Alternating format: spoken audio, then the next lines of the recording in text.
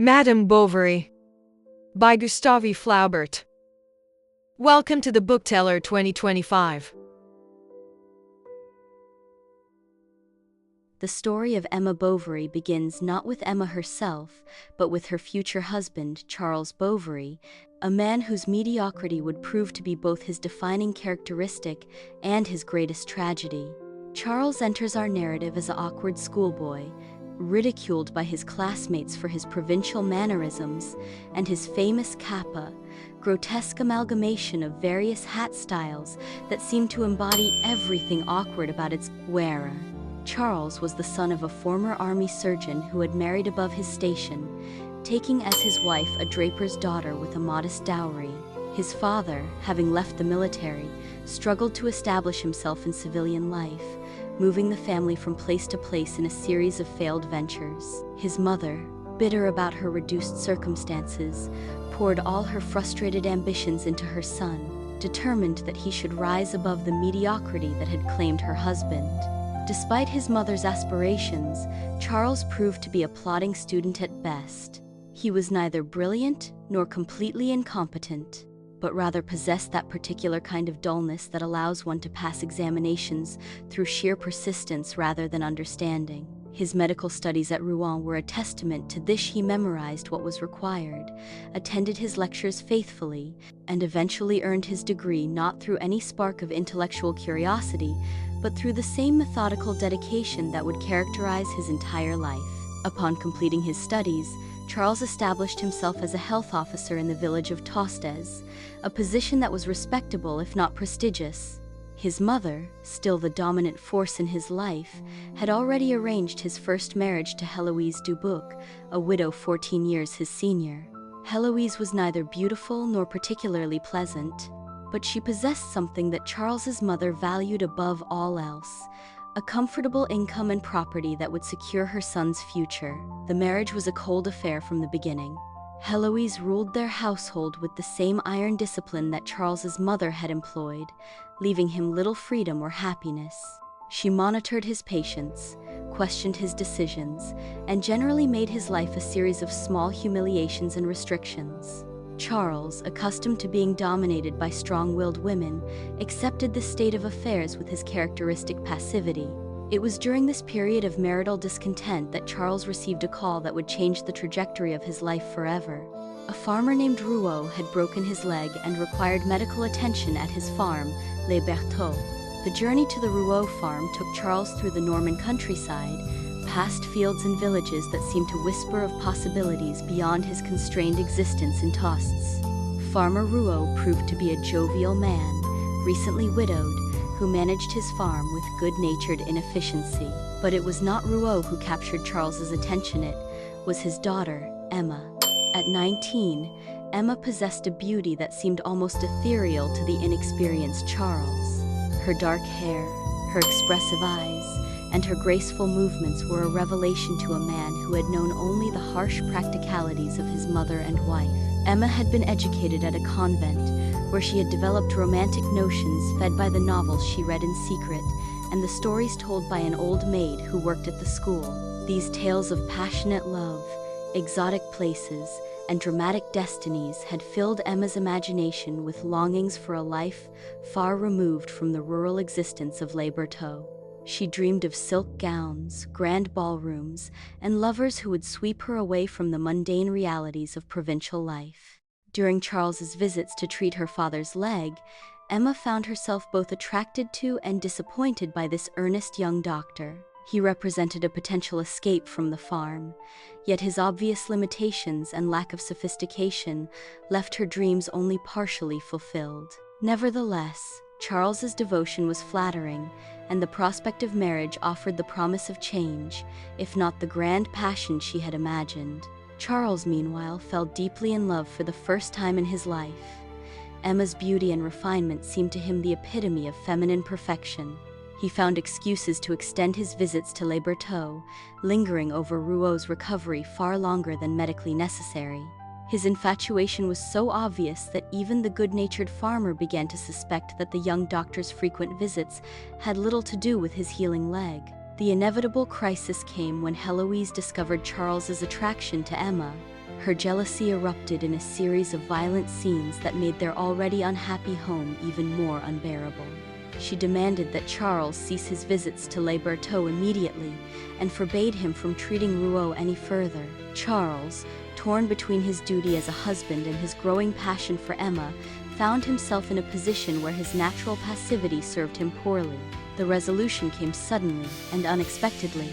Heloise's lawyer disappeared with her money, revealing that her supposed wealth had been largely fictitious. The shock and shame of this revelation, combined with her husband's obvious infidelity of the heart, proved too much for her constitution. She fell ill rapidly and died within a matter of days, leaving Charles a widower at 25.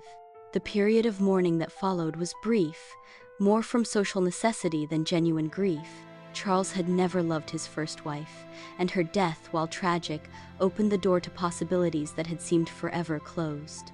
Rouault, who had observed the young doctor's obvious affection for his daughter, saw an opportunity for a match that would benefit both families.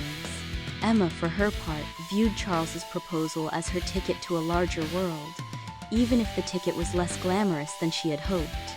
The courtship was conducted with all the proper formalities of provincial society. Charles visited Les Bertaux regularly, bringing small gifts and engaging in the awkward conversations that pass for romance among the inexperienced. Emma accepted his attentions with a mixture of resignation and hope, imagining that marriage would transform her life in ways that her limited experience could not fully envision. Their wedding was set for spring, and the preparations consumed both households. Emma threw herself into planning the ceremony with an enthusiasm that seemed to promise happiness for their union. She designed her dress, planned the feast, and imagined herself as the center of a romantic tableau that would mark the beginning of her real life. Yet even in these moments of apparent joy, there were signs of the troubles to come. Emma's expectations were unrealistic, shaped by the romantic literature that had formed her understanding of love and marriage. Charles, while genuinely devoted, lacked the sophistication and passion that Emma had dreamed of in a husband.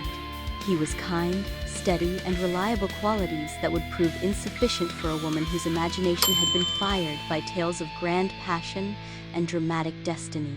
The wedding itself was a modest affair by Emma's standards, though it represented a significant celebration for the rural community. The ceremony took place in the village church, followed by a feast that lasted well into the evening. Emma, in her white dress and orange blossoms, was indeed beautiful, and Charles was transported with happiness at finally possessing the woman who had captured his heart so completely. As the newlyweds prepared to leave for their new home in Tostes, Emma felt a mixture of excitement and apprehension. She was leaving behind the only life she had ever known, embarking on what she hoped would be a grand adventure. Charles, meanwhile, was simply grateful to have won the love of the most beautiful woman he had ever seen. Neither fully understood the other's expectations, nor did they recognize the fundamental incompatibility that would soon become apparent. The journey to Tostes was symbolic of their entire relationship, Charles content with the simple pleasure of Emma's presence beside him, while Emma gazed at the countryside and wondered if this was truly the beginning of the life she had dreamed of, or merely another form of the confinement she was trying to escape. The early months of Emma and Charles's marriage in Tostes revealed the fundamental mismatch between their personalities and expectations. Charles, having achieved his heart's desire in marrying Emma, settled into married life with the contentment of a man who asks little of life beyond basic comfort and companionship. He rose early to tend to his patients, returned home for meals with predictable regularity, and spent his evenings in quiet domesticity, perfectly satisfied with the routine that marriage had brought to his previously lonely existence. Emma, however, found herself increasingly trapped by the very domesticity that brought Charles such peace. The small house in Tostes, which had initially seemed charming in its potential for transformation, began to feel like a prison. She had imagined that marriage would be the gateway to a larger, more exciting world, but instead found herself confined to an even smaller circle than she had known at her father's farm. The social life of Tostes consisted mainly of conversations with tradespeople, brief encounters with Charles's patients, and the occasional visit from local worthies whose conversation rarely rose above discussions of weather, crops, and local gossip. The routine of her days became a source of growing frustration. She would wake to the sound of Charles preparing for his rounds, eat breakfast alone, and then face long hours with little to occupy her mind or engage her imagination. She tried to interest herself in household management, but found the details of domestic economy tedious and uninspiring. She attempted to maintain the accomplishments learned at the convent, their piano playing, her sketching, her reading, but without an appreciative audience or intellectual companionship. These pursuits felt increasingly hollow. Charles, oblivious to his wife's growing discontent, interpreted her quieter moods as the natural adjustment of a young woman to married life. He was so grateful for her presence, so dazzled by her beauty, that he failed to recognize the signs of her unhappiness. When she spoke of her boredom, he suggested simple remedies perhaps. She might visit her father more often, or take up gardening, or invite the local ladies for tea. His suggestions, while well-meaning, only served to emphasize the gulf between his modest expectations and her grand dreams. The turning point in Emma's growing disillusionment came when she and Charles were invited to a ball at Vaubyessard, the chateau of the Marquis d'Andrevilliers. The invitation arrived as a result of Charles having successfully treated an abscess in the Marquise's mouth, a minor medical service that the nobleman chose to acknowledge with an invitation to his annual ball. For Charles, this was simply a pleasant social occasion. For Emma, it represented her first glimpse into the world she had always believed was her natural milieu. The preparations for the ball consumed Emma's thoughts for weeks. She planned her dress with meticulous care, choosing fabrics and accessories that would allow her to appear to belong among the aristocracy. Charles, characteristically, was more concerned with the practical aspects of the journey and their accommodation, failing to understand the profound significance this event held for his wife. The chateau itself was a revelation to Emma. The grandeur of the architecture, the elegance of the furnishings, and the sophistication of the assembled company seemed to confirm everything she had imagined about the world beyond her provincial existence. She moved through the grand rooms with a sense of recognition, as if she had finally found her natural environment after years of exile among lesser people. The ball itself was a transformative experience.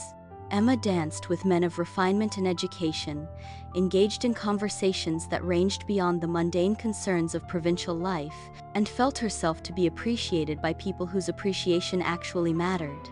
She observed the women of high society, their elegant gowns, their practiced social graces, their air of effortless superiority, and recognized in them the person she had always believed herself to be.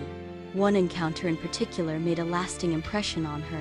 She was introduced to a duke who had been a favorite at court, a man whose very presence seemed to carry with it the glamour of a larger world. Their conversation was brief and conventional, but to Emma it represented the kind of sophisticated social intercourse she craved. The duke's polished manners, his casual references to Paris and the court, and his obvious appreciation of her beauty gave her a taste of the recognition she felt she deserved. Charles, meanwhile, found the ball pleasant but overwhelming. He was proud to be seen with Emma, who was clearly one of the most beautiful women in attendance, but he felt out of place among the aristocratic guests.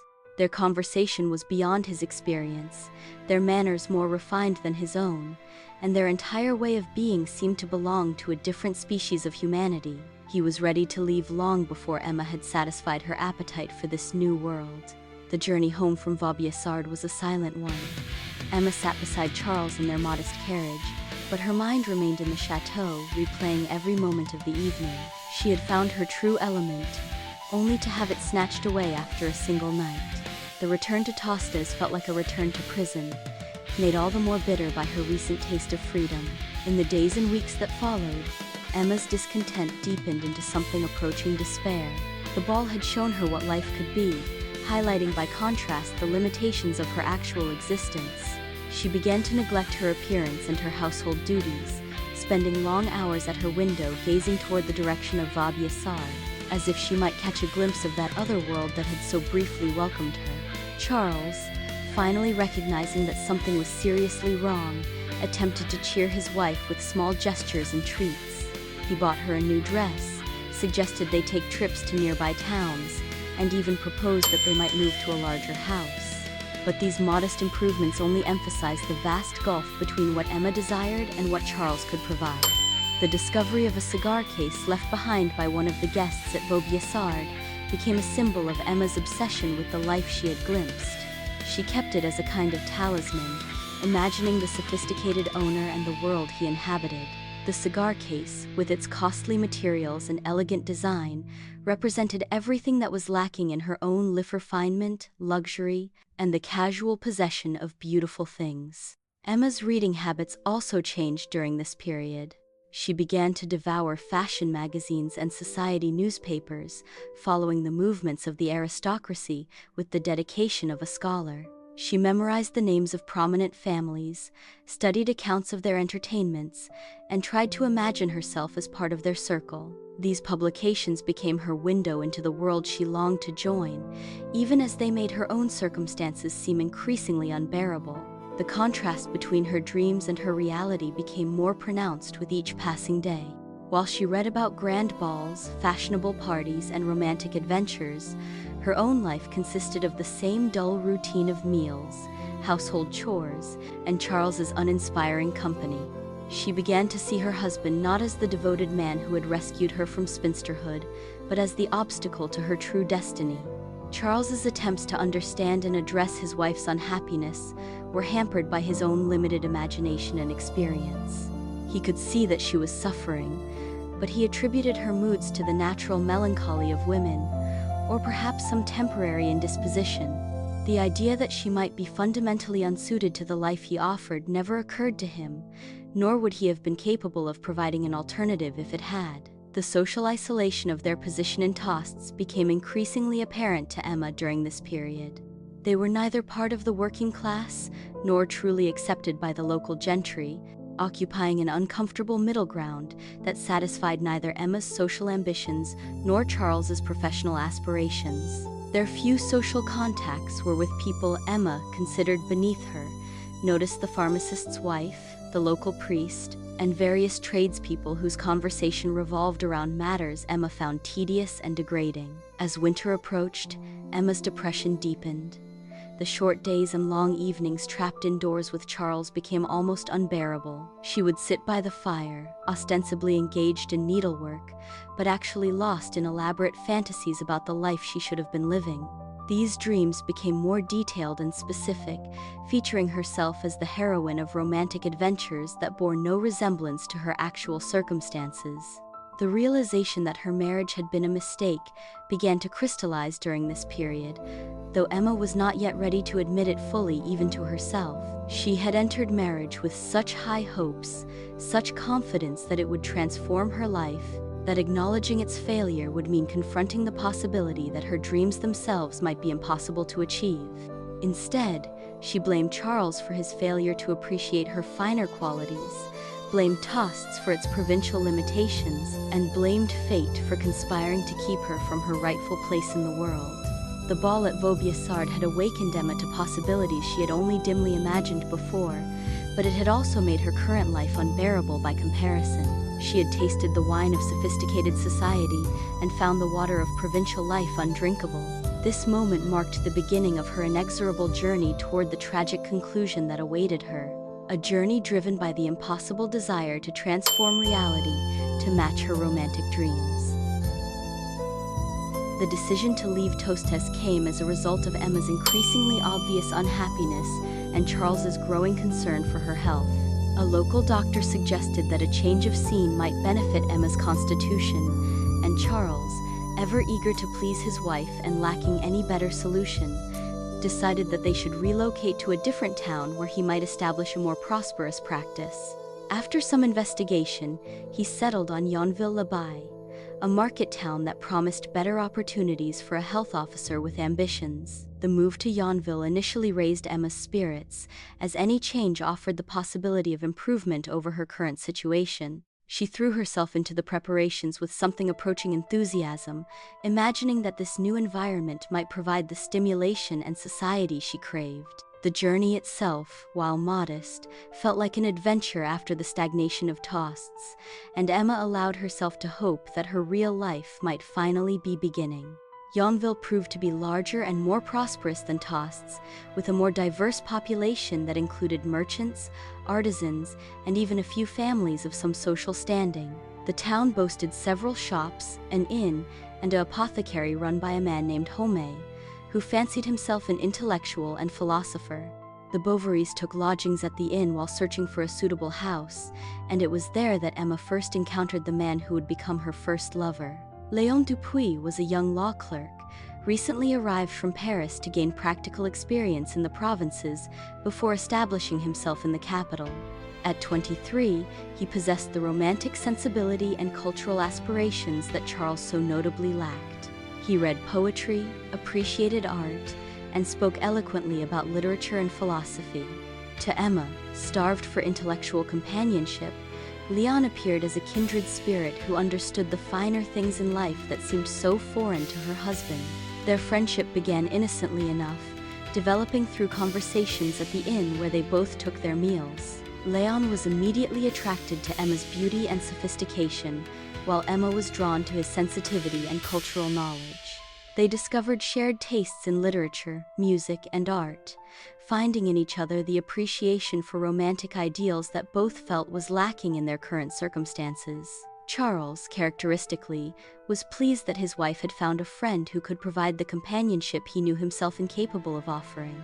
He encouraged their friendship, even inviting Léon to their home once they had established themselves in a house on the main street of Yonville. Charles saw Léon as a harmless young man who might help alleviate Emma's boredom, failing to recognize the dangerous attraction that was developing between his wife and the law clerk. The friendship between Emma and Léon deepened through their shared romantic sensibilities. They would spend hours discussing novels, comparing their reactions to poetry, and exploring their mutual appreciation for beauty and refinement.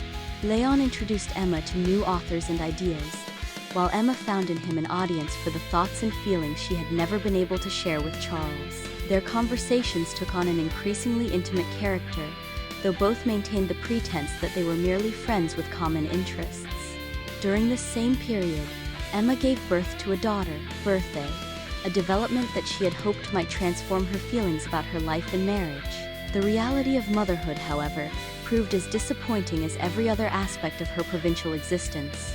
Emma felt little natural affection for the child, and found the demands of infant care tedious and confining. Charles was delighted with his daughter and proud of Emma for producing such a beautiful baby, but his joy only served to emphasize the gulf between his simple contentment and Emma's complex dissatisfaction. The presence of a child made Emma's meetings with Léon more complicated but also more precious. They could no longer spend entire afternoons in conversation, but their stolen moments together acquired an intensity that reflected their growing mutual attraction. Emma began to dress more carefully for these encounters, and Léon found himself thinking constantly about her beauty and the tragic waste of her talents in such an unsuitable marriage. As spring arrived, their relationship reached a crisis point. Both Emma and Léon had begun to acknowledge, at least to themselves, that their feelings had progressed far beyond friendship. The tension between their desire and their moral constraints created a situation that could not continue indefinitely. They began to speak more openly about their dissatisfaction with their current lives, their dreams of escape, and their sense that they were destined for something greater than their present circumstances. The resolution came suddenly when Léon announced that he would be leaving Yonville to complete his legal studies in Paris. The news struck Emma like a physical blow, forcing her to confront the depth of her feelings for the young man. For the first time, she realized that she had fallen in love, experiencing the passion that had been so notably absent from her marriage to Charles. The prospect of losing Léon without ever expressing her feelings or experiencing the love she had dreamed of filled her with despair. In the final days before Léon's departure, Emma found herself torn between her desire to declare her love and her fear of the consequences. She had been raised with conventional moral principles that condemned adultery, yet she felt that her marriage to Charles had been a mistake that should not prevent her from finding true happiness. The internal struggle between her romantic dreams and her moral training created a state of emotional turmoil that made her behavior increasingly erratic. Léon, for his part, was equally conflicted. He recognized Emma's married status as an insurmountable barrier to their love, yet he found himself unable to leave without some acknowledgement of what had developed between them. His youth and inexperience made him uncertain about how to proceed, and his respect for conventional morality warred with his genuine passion for Emma. The final meeting between Emma and Léon took place in the garden behind the apothecary's shop, where they had often walked during their friendship. The conversation was charged with unspoken emotion, filled with hints and suggestions that neither quite dared to make explicit. Emma came closest to declaring her feelings when she spoke of the loneliness and emptiness of her life, while Léon responded with passionate declarations about the tragedy of unfulfilled potential and wasted beauty. As Léon prepared to leave Yonville, Emma experienced her first real taste of romantic despair. The departure of her potential lover without the consummation of their attraction left her feeling more trapped and hopeless than ever before. She had discovered what love might be, only to have it snatched away by the constraints of her situation. The experience left her vulnerable to the next romantic opportunity that would present itself, having awakened desires that would not easily be suppressed. Charles remained oblivious to the drama that had been unfolding under his own roof. He was sorry to see Léon go, as the young man had seemed to make Emma happier than she had been since their marriage. He attributed Emma's renewed melancholy to the natural sadness of losing a friend, never suspecting that his wife had been on the brink of adultery. The aftermath of Léon's departure left Emma more dissatisfied with her life than ever before. She had experienced the possibility of passionate love, had felt her heart awaken to emotions she had only read about in novels, and then had been forced to return to the mundane reality of her marriage. The contrast made her daily existence seem not merely boring, but actively painful, a betrayal of her true nature and potential. It was in this state of emotional vulnerability and romantic frustration that Emma encountered Rodolphe Boulanger, a local landowner whose sophistication and experience would make him a very different kind of temptation than the innocent Léon had been. Where Léon had offered the possibility of romantic love, Rodolphe would provide the reality of sexual passion, leading Emma into the actual adultery that would mark the beginning of her moral and financial ruin. The stage was thus set for the next phase of Emma's journey, away from conventional morality toward the tragic destiny that awaited her. Her experience with Léon had awakened her to the possibilities of love, while denying her its fulfillment, creating the emotional conditions that would make her ready to abandon caution when the next opportunity for romantic adventure presented itself. Rodolphe Boulanger de la Huchette appeared in Emma's life at the moment when her romantic frustration had reached its peak following Léon's departure. A wealthy landowner in his 30s, Rodolphe possessed all the worldly sophistication and sexual confidence that Charles lacked, and that Léon, for all his sensitivity, had been too young and inexperienced to provide. Unlike the earnest law clerk who had struggled with his feelings for Emma, Rodolphe was a practiced seducer who recognized immediately both Emma's beauty and her vulnerability. Their first significant encounter took place during the agricultural fair at Yonville, where Rodolphe had come to conduct business related to his extensive landholdings. Emma attended the fair with Charles, who was eager to participate in the civic celebrations and to demonstrate his integration into the community. The irony of Emma beginning her descent into adultery while surrounded by the symbols of domestic stability and moral virtue was not lost on the more perceptive observers of the scene. Rodolphe's approach to Emma was calculated and methodical, reflecting his extensive experience with married women seeking escape from tedious domestic situations. He recognized in her the classic symptoms of provincial romantic frustration, the elaborate dress that exceeded local fashions, the wistful expression that suggested dreams of elsewhere, and the obvious mismatch with her simple, devoted husband. To a man of Rodolphe's experience, Emma represented not a unique tragedy but a familiar type, easily understood and readily conquered. The seduction began with seemingly innocent conversations about literature and philosophy, subjects that allowed Rodolphe to demonstrate his sophistication while drawing Emma into increasingly intimate discussions about her feelings and aspirations. Unlike Léon, who had genuinely shared Emma's romantic sensibilities, Rodolphe cynically manipulated these interests to achieve his own purposes. He spoke eloquently about the constraints of conventional morality, the importance of following one's natural impulses, and the tragic waste of allowing social conventions to prevent the fulfillment of genuine passion. Emma, still emotionally raw from her experience with Léon, and increasingly desperate for the romantic validation she craved, proved remarkably susceptible to Rodolphe's practiced charm. She interpreted his sophisticated cynicism as worldly wisdom and his sexual confidence as the kind of masterful masculinity she had always dreamed of encountering. Where Charles was tentative and grateful for her affection, Rodolphe was bold and presumptuous, treating her attention as his natural due rather than an unexpected gift. The consummation of their affair took place during a horseback ride that Rodolphe had arranged under the pretense of showing Emma the countryside around Yonville. The setting was deliberately romantic, a secluded forest grove, where they could be alone together surrounded by the beauty of nature. Rodolphe's seduction was expertly orchestrated, combining passionate declarations of love with just enough physical force to overcome Emma's remaining moral resistance, while allowing her to feel that she had been swept away by Flaubert. Irresistible passion rather than making a calculated decision to commit adultery. For Emma, the experience of sexual fulfillment with Rodolphe represented the realization of all her romantic dreams. She had finally experienced the passionate love that had been promised by the novels of her youth, and the reality seemed to justify all her years of frustration and waiting. She threw herself into the affair with complete abandon, reveling in the secrecy, the passion, and the sense that she was finally living the life she had been meant to live.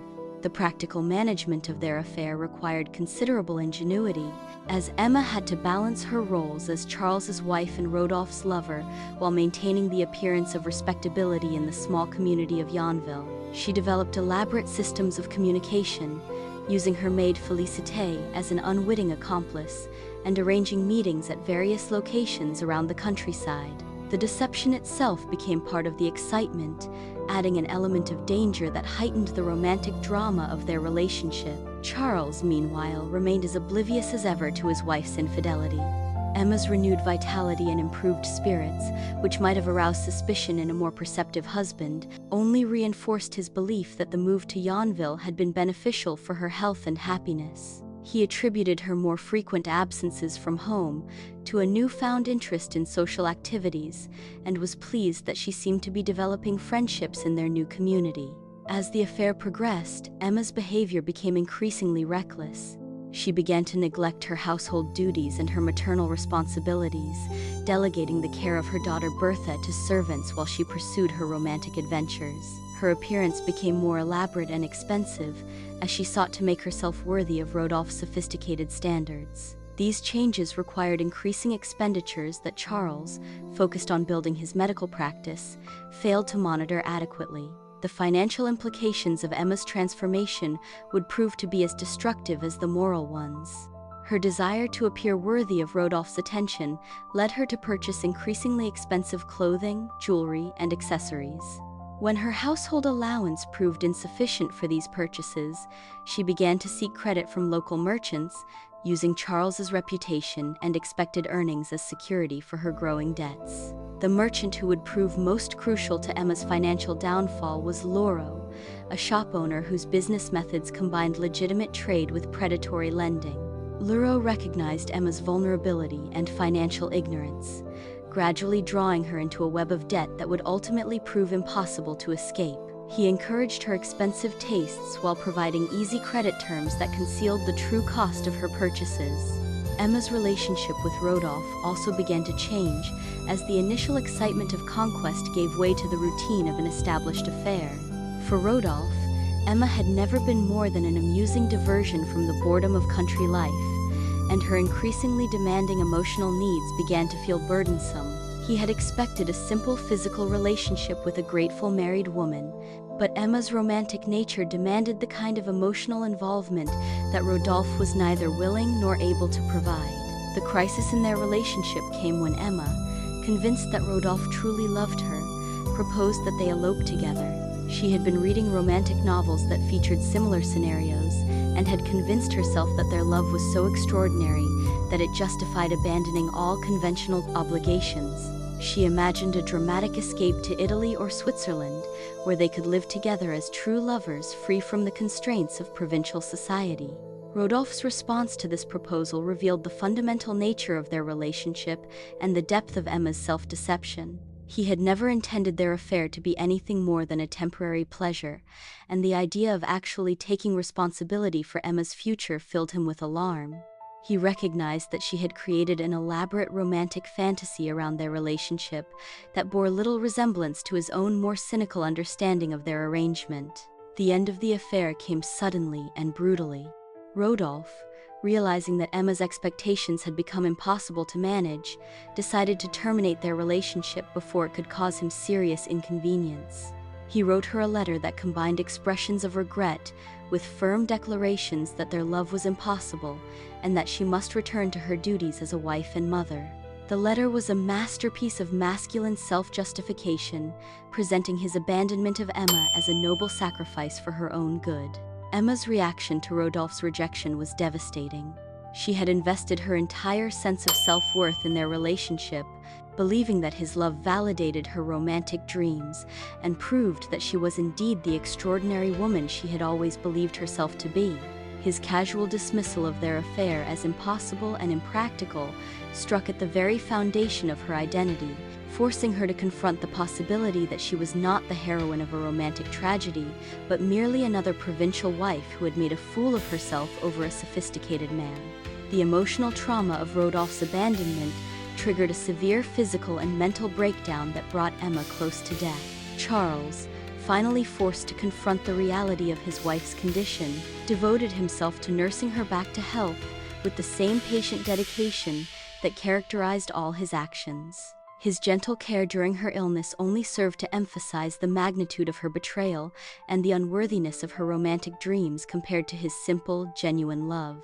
During her convalescence, Emma experienced something approaching repentance for her adultery and a renewed appreciation for Charles's devotion. She attempted to rebuild their marriage and throw herself into the role of dutiful wife and mother, even going so far as to increase her religious observances and seek comfort in prayer.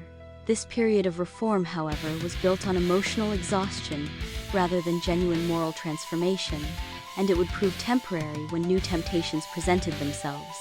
The financial consequences of Emma's affair with Rodolphe, meanwhile, continued to accumulate even after their relationship ended.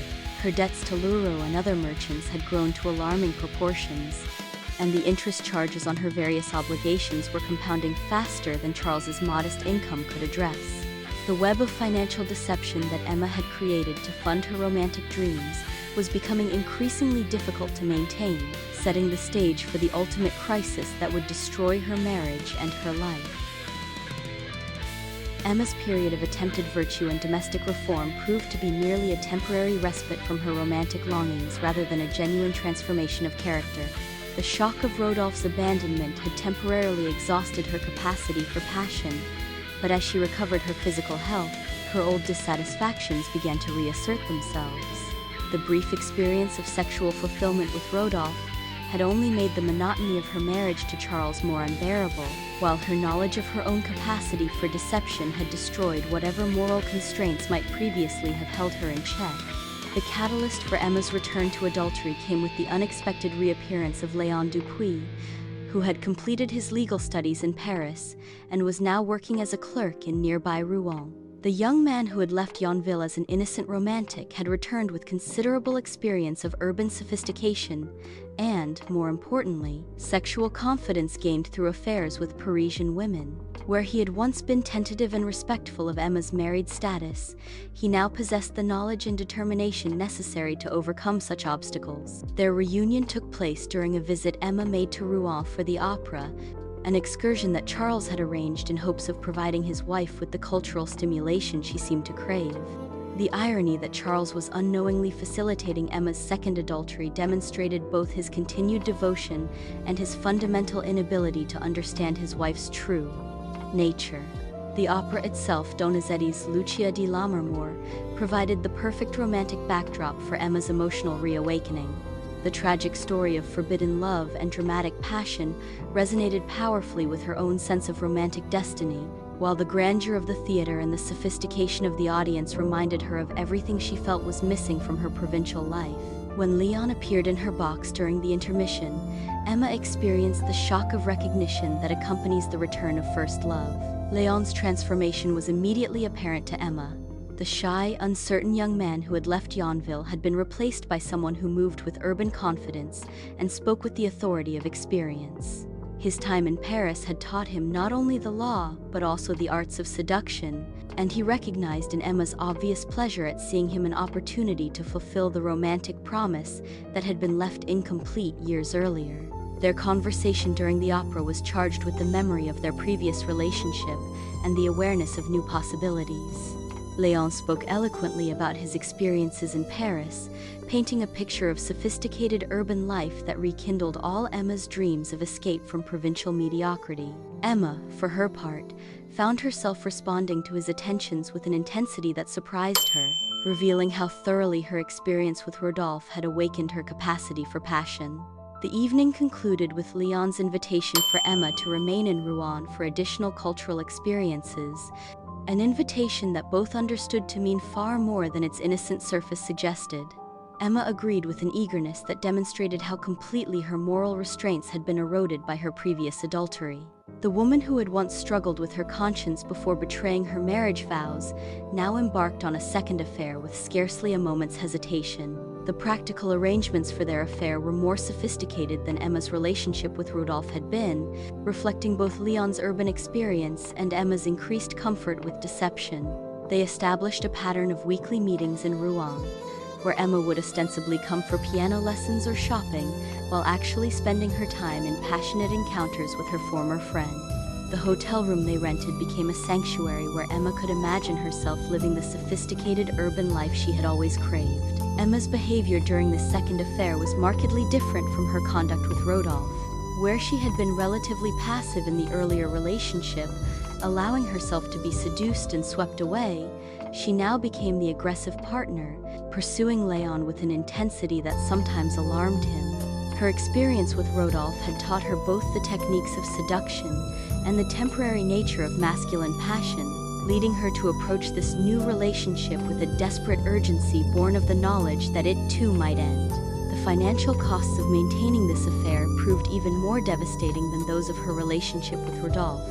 The weekly trips to Rouen required expensive transportation, while Emma's desire to appear worthy of Léon's urban sophistication led her to purchase increasingly elaborate clothing and accessories. The hotel expenses, restaurant meals, and various other costs associated with their meetings quickly exceeded Emma's legitimate resources, forcing her to rely increasingly heavily on credit from the predatory merchant Leroux, recognizing Emma's desperation and financial ignorance, gradually tightened his web around her.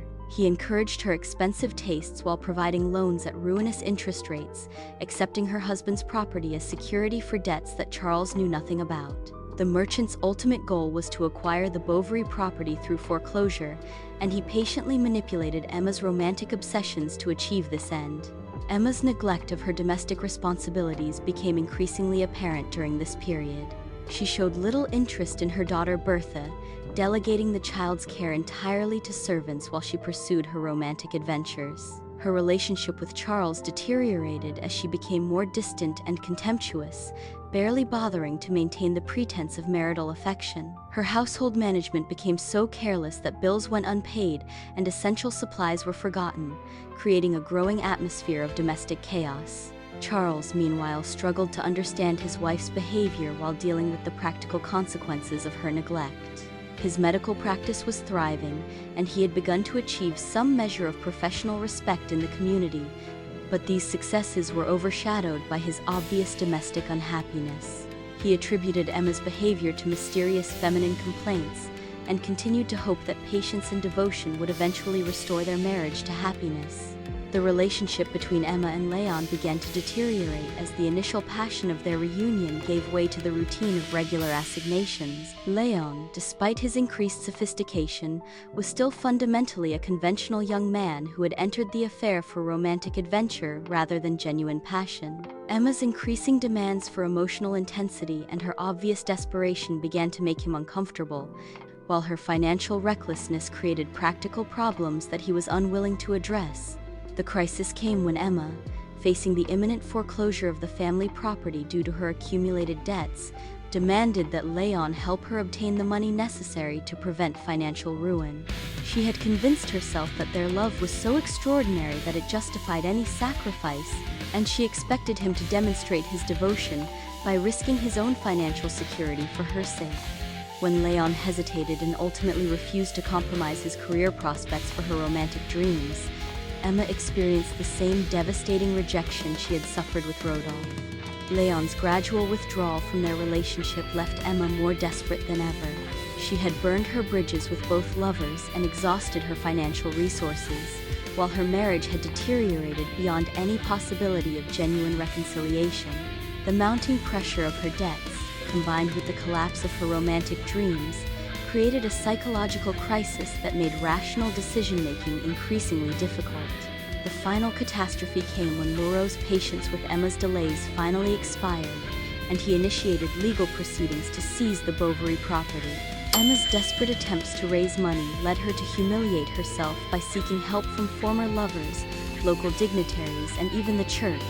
But her reputation for irresponsibility had preceded her, and no one was willing to provide the substantial sum required to satisfy her creditors. In her final desperation, Emma turned to theft, taking money from Charles's patients and even contemplating more serious crimes to escape her financial predicament. The realization that she had become not merely an adulteress but a common criminal completed her moral degradation and convinced her that death was preferable to the shame of public exposure. The decision to commit suicide came suddenly, triggered by the arrival of the final foreclosure notice and Charles's discovery of some of her debts. Unable to face the destruction of her husband's career and reputation, and unable to imagine a future that could redeem her romantic dreams, Emma consumed a lethal dose of arsenic from the apothecary's supplies. Her death was prolonged and agonizing, a physical torment that seemed to mirror the emotional suffering she had experienced throughout her adult life. Charles's devotion during her final hours was complete and heartbreaking, as he struggled to understand what had driven his beloved wife to such desperate measures. Emma's final moments were marked by a mixture of repentance and continued romantic delusion, as she alternately sought forgiveness and clung to her dreams of passionate love. The aftermath of Emma's suicide completed the destruction of the Bovary family. Charles, devastated by grief and the discovery of his wife's debts and infidelities, lost his will to live and died within a year of Emma's death. Their daughter Bertha, orphaned and impoverished, was sent to live with relatives who treated her as an unwanted burden. The romantic dreams that had driven Emma to adultery and suicide ultimately destroyed not only herself, but everyone who had loved her. The tragedy of Emma Bovary thus serves as Flaubert's meditation on the dangers of romantic idealism when divorced from moral principle and practical wisdom.